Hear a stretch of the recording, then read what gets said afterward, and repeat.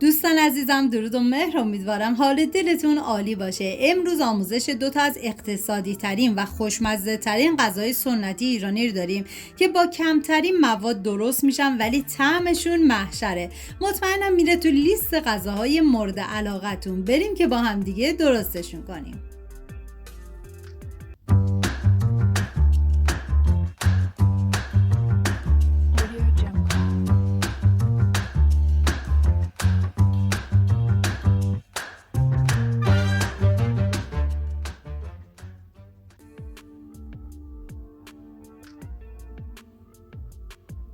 خرف قرود که شاید اصلا تا به حال اسمشو نشنیدین، اصالت این غذا برمیگرده به خراسان رضوی، شهر زیبای تربت حیدریه. من 5 عدد پیاز رو به صورت اسلایسی کاملا ریز میکنم و اینکه این غذا برای 2 نفر در نظر گرفته شده. به ازای هر نفر 2 قاشق غذاخوری کشک رو بریزید داخل یه ظرف و مقداری آب ولرم بهش اضافه بکنید و هم بزنید تا کشک کاملا رقیق بشه و بهتون پیشنهاد میکنم دست به کار بشین و این غذاهای سنتی فراموش شده رو درست کنین که فوق العاده خوشمزه و مطمئنم هر کی بخوره عاشقش میشه. و نیاز به خرفه دارین که من از یه دسته خرفه استفاده کردم، پاک کردم و شستم و گذاشتم کاملا خشک شد.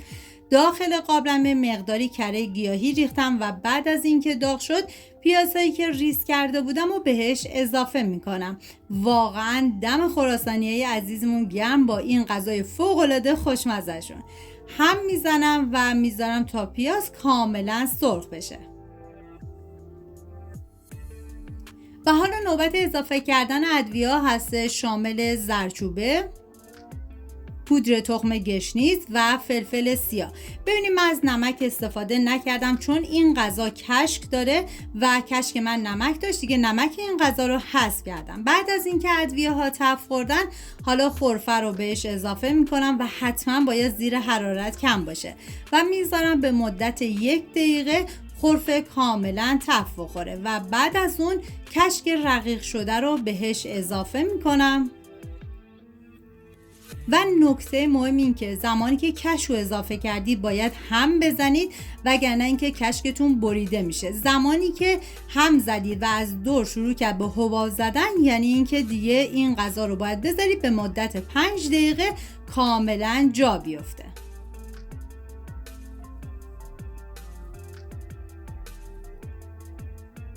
و اینم از خرف قروت فوق‌العاده خوشمزه ما، واقعا عالیه.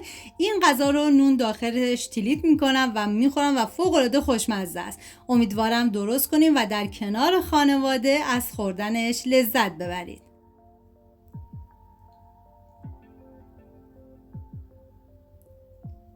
میریم برای غذای بعدی.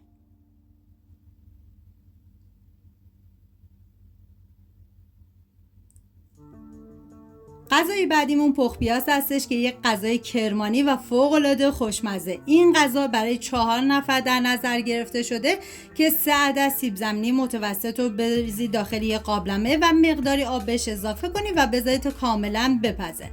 زمانی که سیب زمینی ها کاملا پخته شد باید پوست سیب زمینی رو بگیرید و بعد از اون به هر وسیله‌ای که دارید و راحت هستید باید سیب زمینی رو کاملا پوره کنید و تا زمانی که داغ این کار رو انجام بدید خیلی راحت‌تر و بهتره.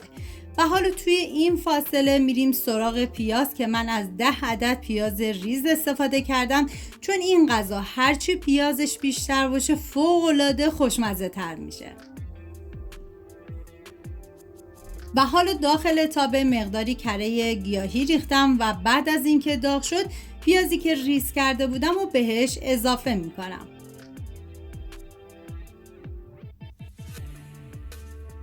و هم میزنم و میذارم تا پیاز کاملا سرخ بشه. دم کرمانیای عزیزمونم گرم با این غذای فوری و اقتصادی و فوق‌العاده خوشمزه شون. و حالا نوبت اضافه کردن ادویه هست، شامل نمک، زردچوبه، فلفل سیاه و پودر تخم گشنیز. ببینید تو رسیپی اصلیش پودر تخم گشنیز نبود پس قابل حذفه. هم میزنم و میذارم ادویه ها تفت بخورن و عطر ادویه ها آزاد بشه. و حالا ما نیاز داریم به یک قاشق غذاخوری نعنا خشک و یک قاشق غذاخوری ترخون و زمانی که این دو سبزی خشک رو اضافه کردی بذاری یک تفت خیلی مختصری بخوره. نیازی به تفت دادن بیش از حد نیست و اینکه زیر حرارت باید همچنان کم باشه. و حالا سیب زمینی پوره شده رو بهش اضافه میکنم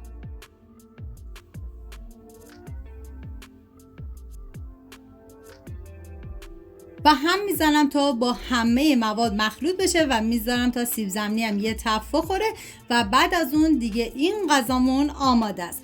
خب دوستان عزیزم، اینم از 2 غذای خوشمزه و سنتی امروز. امیدوارم امتحان کنید و لذت ببرید. تا ویدیوی بعدی مواظب خودتون و خوبی هاتون باشید. بدرود.